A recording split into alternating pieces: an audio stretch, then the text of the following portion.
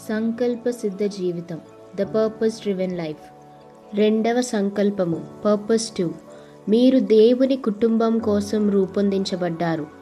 You are formed for God's family. Chapter 17. మనం చెందడానికి ఒక స్థలం ఉంది, ఏ ప్లేస్ టు బిలాంగ్. కాబట్టి మీరిక మీదట పరజనులను పరదేశులనై ఉండక పరిశుద్ధులతో ఏక పట్టణస్థులను దేవుని ఇంటివారునై ఉన్నారు. ఎఫెసీయులకు రాసిన పత్రిక 2వ అధ్యాయం 19వ వచనం. ఆ సంఘము సత్యమునకు స్తంభమును ఆధారమునై ఉన్నది. 1 తిమోతికి రాసిన పత్రిక 3వ అధ్యాయం 15వ వచనం. మీరు కేవలం విశ్వసించడానికి మాత్రమే కాదు, ఒక సంఘంలో భాగం కావడానికి పిలువబడ్డారు. ఏదేను వంటి పరిపూర్ణమైన పాపరహితమైన వాతావరణంలో కూడా దేవుడు ఇలా అన్నాడు, మరియు దేవుడైన యెహోవా, నరుడు ఒంటరిగా నుండుట మంచిది కాదు, వానికి సాటి అయిన సహాయమును వాని కొరకు చేయుదుననుకొనెను. ఆదికాండము 2వ అధ్యాయం 18వ వచనం. మనం సమాజం కోసం సృష్టించబడ్డాము, సహవాసం కోసం రూపొందించబడ్డాము, మరియు ఒక కుటుంబం కోసం ఏర్పడ్డాము. మరియు మనలో ఎవరము దేవుని ఉద్దేశాలను ఒంటరిగా నెరవేర్చలేము. ఇతర విశ్వాసుల నుండి వేరుగా ఉండి సహవాసం లేని ఏకాకి పరిశుద్ధుల గురించి గాని ఆధ్యాత్మిక సన్యాసుల గురించి గాని బైబిల్లో ఏమీ చూడం.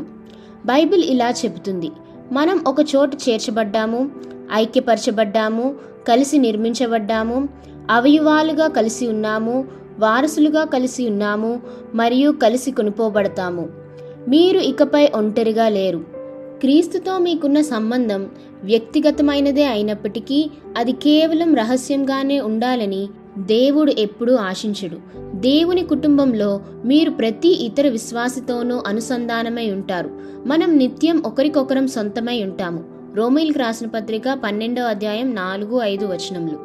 ఒక్క శరీరములో మనకు అనేక అవయములుండినను ఈ అవయవములన్నిటికీ ఒక్కటే పని ఎలాగూ ఉండదో అలాగే అనేకులమైన మనము క్రీస్తులో ఒక్క శరీరముగా ఉండి ఒకనికొకరము ప్రత్యేకముగా అవయవములమై ఉన్నాము.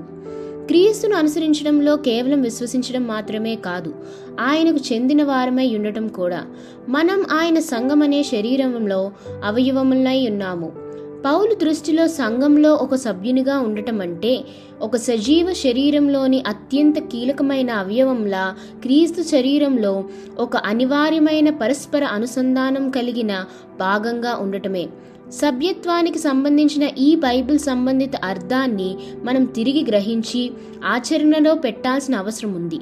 సంఘం అనేది ఒక శరీరం కానీ ఒక భవనం కాదు. అది ఒక సజీవ వ్యవస్థే కానీ ఒక సాధారణ సంస్థ కాదు. మన శరీరంలోని అవయవాలు వాటి విధులు క్రమంగా నిర్వహించాలంటే అవి మీ శరీరంతో ఒకదానికి ఒకటి అతికి ఉండాలి. క్రీస్తు శరీరంలో ఒక భాగంగా ఉన్న మీకు కూడా ఇది వర్తిస్తుంది. మీరు ఒక ప్రత్యేక పాత్ర కోసం సృష్టించబడ్డారు, కానీ మీరు ఒక సజీవమైన స్థానిక సంఘానికి అనుబంధంగా లేకపోతే మీ జీవితంలోని ఈ రెండవ సంకల్పాన్ని కోల్పోతారు. ఇతరులతో మీకున్న సంబంధాల ద్వారా జీవితంలో మీ పాత్రను మీరు కనుగొంటారు, కానీ తెగిపోయిన చేతి వేలులాగానో లేదా కాలి వేలలాగానో మనకు పెద్దగా విలువ ఉండదు కదా. ఒకవేళ ఏదైనా అవయవం దాని శరీరం నుండి వేరు చేయబడితే అది ఎండిపోయి కృషించి నశించిపోతుంది. అది దానంతట అదే ప్రాణం సాగించలేదు. మీరు కూడా అంతే. స్థానిక సంఘం యొక్క జీవనాధారం నుండి విడిపోయి వేరుపడితే మీ ఆధ్యాత్మిక జీవితం క్షీణించి చివరికి అంతరించిపోతుంది. అందుకే ఆధ్యాత్మిక క్షీణతకు మొదటి లక్షణం సాధారణంగా ఆదివారపు ఆరాధనలకు మరియు విశ్వాసుల ఇతర కూడికలకు క్రమం తప్పకుండా హాజరు కాకపోవడమే. మనం సహవాసం విషయంలో ఎప్పుడైతే అజాగ్రత్తగా ఉంటామో అప్పుడే మిగతావన్నీ కూడా క్షీణించడం మొదలవుతాయి. దేవుని కుటుంబంలో సభ్యత్వం అనేది ప్రధానమైన విషయం. ఈ లోకం పట్ల దేవుని ప్రణాళికే సంఘం. యేసు ఇలా అన్నారు, ఈ బండ మీద నా సంఘమును కట్టుదును, పాతాళలోక ద్వారములు దాని ఎదుట నిలువనేరవని నేను నీతో చెప్పుచున్నాను. మత్తయి సువార్త 16వ అధ్యాయం 18వ వచనం. సంఘాన్ని ఎవ్వరూ నాశనం చేయలేరు, అది నిత్యం కొనసాగుతుంది. ఈ విశ్వం అంతరించినా సరే సంఘం మాత్రం నిలిచే ఉంటుంది. అందులో మీ పాత్ర కూడా అలాగే నిలిచి ఉంటుంది. నాకు సంఘంతో పనేమీ లేదు అని పలికే వ్యక్తి గర్విష్టి అయినా అయ్యుండాలి, లేదా అజ్ఞాని అయినా అయ్యుండాలి. సంఘం ఎంతటి ప్రాముఖ్యతను కలిగి ఉందంటే దానికోసమే యేసు శిలువపై తన ప్రాణాన్ని సైతం అర్పించారు. ఎఫెసీయులకు రాసిన పత్రిక 5వ అధ్యాయం 26-27 వచనంలో. అటువలే క్రీస్తు కూడా సంఘమును ప్రేమించి అది కలంకమైనను ముడత అయినను అట్టిది మరి ఏది అయినను లేక పరిశుద్ధమైనది గాను నిర్దోషమైనది గాను మహిమగల సంఘము గాను ఆయన తన ఎదుట దానిని నిలువబెట్టుకొనవలనని వాక్యముతో ఉదక స్నానము చేత దానిని పవిత్రపరిచి పరిశుద్ధపరచుకై దాని కొరకు తన్ను తానే అప్పగించుకొనెను. బైబిల్ సంఘాన్ని క్రీస్తు వధువు అని, క్రీస్తు శరీరం అని సంబోధిస్తుంది. యేసు సంఘాన్ని ఎంతగా ప్రేమిస్తున్నాడో మనం కూడా అంతగా సంఘాన్ని ప్రేమించాలని ఆయన ఆజ్ఞాపిస్తున్నాడు. 1 పేతురు రాసిన పత్రిక 2వ అధ్యాయం 17వ వచనం. అందరినీ సన్మానించుడి, సహోదరులను ప్రేమించుడి, దేవునికి భయపడుడి, రాజుని సన్మానించుడి. విచారకరమైన విషయం ఏమిటంటే చాలామంది క్రైస్తవులు సంఘాన్ని వినియోగించుకుంటారు తప్ప దాన్ని ప్రేమించరు. చరిత్రలో ఉన్న విశ్వాసులందరినీ ఉద్దేశించే కొన్ని ముఖ్యమైన సందర్భాలు తప్ప బైబిల్లో సంఘం, చర్చ్ అనే పదం వాడిన ప్రతిసారి అది దాదాపుగా ఒక స్థానిక కంటికి కనిపించే విశ్వాసుల సహవాసంనే సూచిస్తుంది. నూతన నిబంధన ఒక స్థానిక సంఘంలో సభ్యత్వాన్ని తప్పనిసరిగా భావిస్తుంది. స్థానిక సహవాసంలో సభ్యులు కాని క్రైస్తవులు ఎవరంటే ఘోరమైన బహిరంగ పాపం చేసిన కారణంగా సహవాసం నుండి తొలగించబడిన వారు మాత్రమే. బైబిల్ ప్రకారం సంఘం లేని క్రైస్తవుడు శరీరం లేని అవయవంలా, మంద లేని గొర్రెలా లేదా కుటుంబం లేని బిడ్డలా ఉంటాడు. అది ఒక అసహజమైన స్థితి. ఎఫెసీయులకు రాసిన పత్రిక 2వ అధ్యాయం 19వ వచనంలో పౌలు ఇలా చెప్తున్నారు: కాబట్టి మీరిక మీదట పరజనులను పరదేశులనై ఉండక పరిశుద్ధులతో ఏక పట్టణస్థులను దేవుని ఇంటివారునై ఉన్నారు. నేటి స్వతంత్ర వ్యక్తివాద సంస్కృతి అనేక మంది ఆధ్యాత్మిక అనాథలను, అంటే ఎటువంటి గుర్తింపు, జవాబుదారితనం లేదా నిబద్ధత లేకుండా ఒక సంఘం నుండి మరొక సంఘానికి గెంతుతూ తిరిగే కుందేలు లాంటి విశ్వాసులను సృష్టించింది. స్థానిక సంఘంలో చేరకుండా లేదా కనీసం హాజరు కాకుండా కూడా ఒక వ్యక్తి మంచి క్రైస్తవుడిగా ఉండగలడని చాలా మంది భావిస్తారు. కానీ దేవుడు ఈ అభిప్రాయాన్ని తీవ్రంగా వ్యతిరేకిస్తాడు. స్థానిక సంఘ సహవాసంలో నిబద్ధతతో చురుకుగా పాల్గొనడానికి బైబిల్ అనేక బలమైన కారణాలను అందిస్తుంది. మీకు ఒక సంఘ కుటుంబం ఎందుకు అవసరం? మొదటి కారణం, ఒక సంఘ కుటుంబం మిమ్మల్ని ఒక నిజమైన విశ్వాసిగా గుర్తిస్తుంది. ఒక నిర్దిష్టమైన శిష్యుల సమూహానికి నేను కట్టుబడి లేనట్లయితే నేను క్రీస్తును అనుసరిస్తున్నానని చెప్పుకోలేను. యేసు ఇలా అన్నారు: మీరు ఒకని ఎడల ఒకడు ప్రేమ గలవారైన ఎడల దీని బట్టి మీరు నా శిష్యులని అందరూ తెలుసుకొందురనెను. యోహాను సువార్త 13వ అధ్యాయం 35వ వచనం. వివిధ నేపథ్యాలు, జాతులు మరియు సామాజిక హోదాలకు చెందిన మనం ఒక సంఘ కుటుంబంగా ప్రేమతో ఏకమైనప్పుడు అది ప్రపంచానికి ఒక శక్తివంతమైన సాక్ష్యంగా నిలుస్తుంది. క్రీస్తు శరీరం, బాడీ ఆఫ్ క్రైస్ట్గా మీరు ఒంటరిగా ఉండలేరు. ఆ స్వరూపాన్ని వ్యక్తపరచడానికి మీకు ఇతరుల అవసరం ఉంది. మనం అందరం కలిసి ఆయన శరీరం, విడివిడిగా కాదు. రెండవ కారణం, ఒక సంఘ కుటుంబం మిమ్మల్ని స్వార్థపూరితమైన ఏకాంతం నుండి విడిపిస్తుంది. దేవుని కుటుంబంలో ఇతరులతో కలిసిమెలిసి ఎలా జీవించాలో నేర్చుకోవడానికి స్థానిక సంఘం ఎంతగానో సహాయపడుతుంది. ఇది నిస్వార్థమైన సానుభూతితో కూడిన ప్రేమను ఆచరించడానికి ఒక ప్రయోగశాల. సంఘంలో చురుకైన సభ్యునిగా ఉంటూ మీరు ఇతరుల పట్ల శ్రద్ధ వహించడం మరియు వారి అనుభవాలను పంచుకోవడం నేర్చుకుంటారు. కాగా ఒక అవయవము శ్రమపడినప్పుడు అవయవములన్నీ దానితో కూడా శ్రమపడును. ఒక అవయవము ఘనత పొందినప్పుడు అవయవములన్నీ దానితో కూడా సంతోషించును. 1 కొరింథీయులకు రాసిన పత్రిక 12వ అధ్యాయం 26వ వచనం. సాధారణ అసంపూర్ణమైన విశ్వాసులతో నిరంతర సహవాసం ద్వారా మాత్రమే మనం నిజమైన సహవాసాన్ని నేర్చుకోగలం. మరియు ఒకరిపై ఒకరు ఆధారపడి ఐక్యంగా ఉండటమే కొత్త నిబంధన సత్యాన్ని అనుభవించడానికి మనం ఇతర విశ్వాసులతో సహవాసం కలిగి ఉండాలి. బైబిల్ సంబంధమైన సహవాసం అంటే మనం యేసుక్రీస్తు పట్ల ఎంత నిబద్ధతతో ఉన్నామో ఒకరి పట్ల ఒకరం కూడా అంతే నిబద్ధతతో ఉండడం.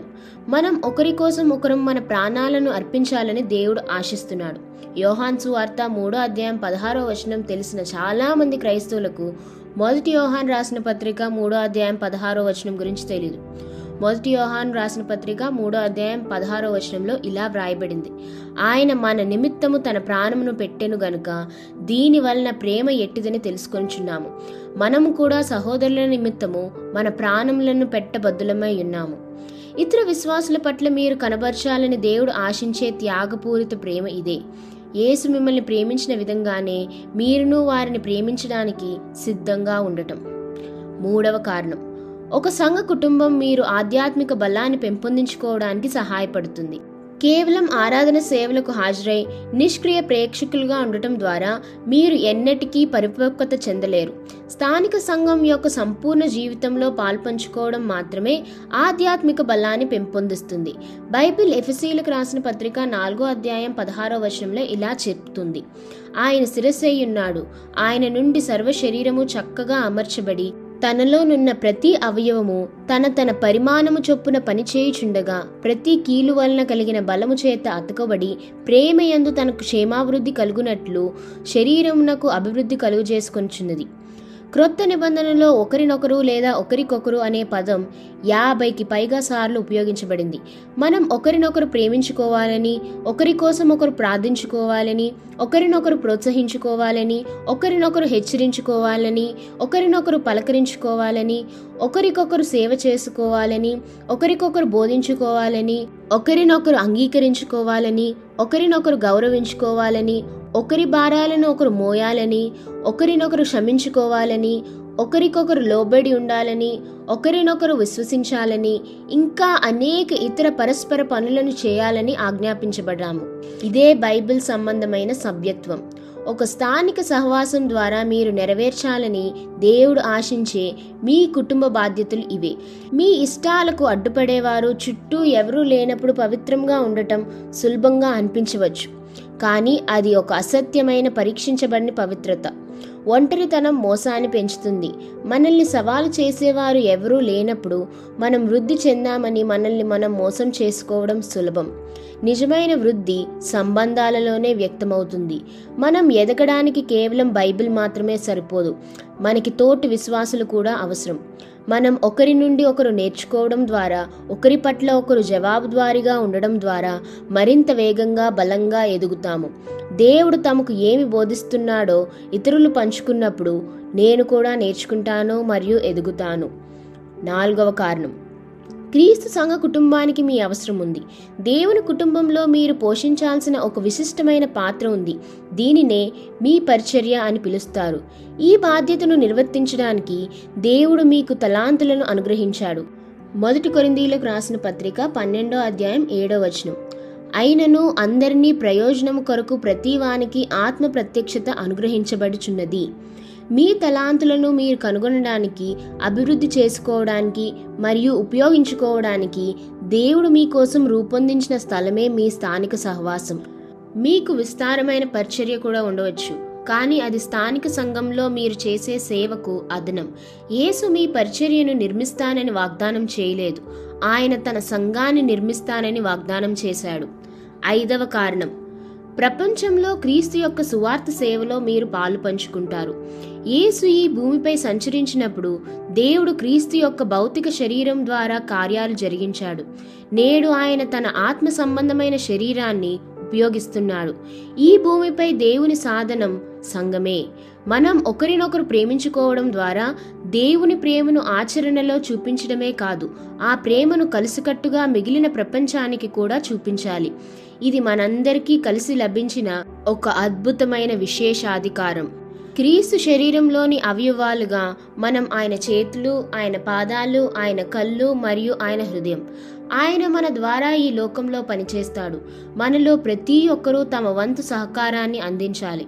పౌలు మనకు ఇలా చెప్తున్నాడు, మరియు వాటి యందు మనం నడుచుకొనవలెనని దేవుడు ముందుగా సిద్ధపరిచిన సత్క్రియలు చేయుటకై మనం క్రీస్తు యేసునందు సృష్టించబడిన వారమై ఆయన చేసిన పని అయి ఉన్నాము. ఎఫెసీయులకు రాసిన పత్రిక 2వ అధ్యాయం 10వ వచనం. 6వ కారణం, సంఘ కుటుంబం మీ విశ్వాసం పడిపోకుండా కాపాడడానికి సహాయపడుతుంది. మనలో ఎవరూ కూడా శోధనలకు అతీతులు కాదు. సరైన పరిస్థితులు ఎదురైతే మీరు గాని నేను గాని ఎటువంటి పాపానికైనా పాల్పడగలము. దేవునికి ఈ విషయం తెలుసు. అందుకే మనలో ప్రతి ఒక్కరికి ఒకరినొకరు సరైన మార్గంలో నడిపించుకునే బాధ్యతను ఆయన అప్పగించారు. బైబిల్ హెబ్రీలకు రాసిన పత్రిక 3వ అధ్యాయం 13-15 వచనములలో ఇలా చెప్తుంది: నేడు మీరు ఆయన శబ్దమును వినిన ఎడల కోపము పుట్టించినప్పటి వలె మీ హృదయములను కఠినపరచుకొనకుడని ఆయన చెప్పెను గనుక, పాపము వలన కలుగు భ్రమచేత మీలో ఎవడునూ కఠినపరచబడుకుంటున్నట్లు నేడు అనబడు సమయం ఉండగానే ప్రతి దినమును ఒకరినొకడు బుద్ధి చెప్పుకొనిడి. ఏలయనగా మొదటి నుండి మనకున్న దృఢ విశ్వాసము అంతము మట్టుకు గట్టిగా చేపట్టిన ఎడలనే క్రీస్తులో పాలివారమై యుందుము. నీ పని నువ్వు చేసుకో, మైండ్ యూర్ బిజినెస్ అనేది ఒక క్రైస్తవ వాక్యం కాదు. మనం ఒకరి జీవితాల్లో ఒకరం పాలు పంచుకోవాలని దేవుడు మనల్ని పిలిచాడు, ఆజ్ఞాపించాడు. ప్రస్తుతం ఆధ్యాత్మికంగా తడబడుతున్న ఎవరైనా మీకు తెలిస్తే వారిని వెతికి తీసుకువచ్చి తిరిగి సహవాసంలోకి చేర్చడం మీ బాధ్యత. యాకోబు మనకి ఇలా చెప్తున్నాడు: నా సహోదరులారా, మీలో ఎవడైనను సత్యము నుండి తొలగిపోయినప్పుడు మరి ఒకడు అతన్ని సత్యమునకు మళ్లించిన ఎడల పాపిని వాని తప్పు మార్గము నుండి మళ్లించువాడు మరణం నుండి యొక్క ఆత్మను రక్షించి అనేక పాపములను కప్పివేయనని తాను తెలుసుకొనవలెను. యాకోబు రాసిన పత్రిక 5వ అధ్యాయం 19-20 వచనములు. స్థానిక సంఘం వల్ల కలిగే మరో ప్రయోజనం ఏమిటంటే, అది దైవ భక్తి కలిగిన నాయకుల నుండి లభించే ఆధ్యాత్మిక రక్షణను కూడా అందిస్తుంది. తన మంద యొక్క ఆధ్యాత్మిక శ్రేయస్సును కాపాడటం, రక్షించడం, సమర్థించడం మరియు సంరక్షించడం అనే బాధ్యతను దేవుడు సంఘ కాపురులకు అప్పగించాడు. హెబ్రీలకు రాసిన పత్రిక 13వ అధ్యాయం 17వ వచనం: మీ పైన నాయకులుగా ఉన్నవారు లెక్క అప్పచెప్పవలసిన వారి వలె మీ ఆత్మలను కాయుచున్నారు. వారు దుఃఖముతో ఆ పని చేసిన ఎడల మీకు నిష్ప్రయోజనం గనక దుఃఖముతో కాక ఆనందముతో చేయనట్లు వారి మాట విని వారికి లోబడి ఉండి.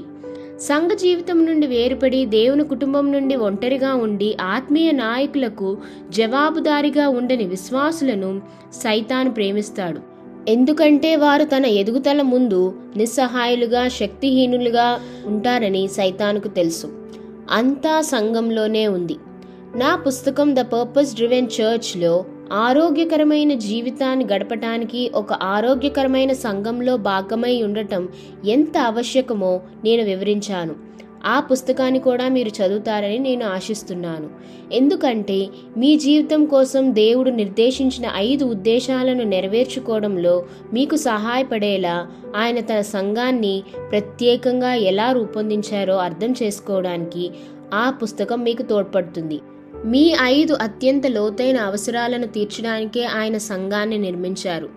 జీవించడానికి ఒక ఉద్దేశం, కలిసి జీవించడానికి మనుషులు, అనుసరించి జీవించడానికి సూత్రాలు, ఆచరించి జీవించడానికి ఒక వృత్తి మరియు జీవించడానికి అవసరమైన శక్తి.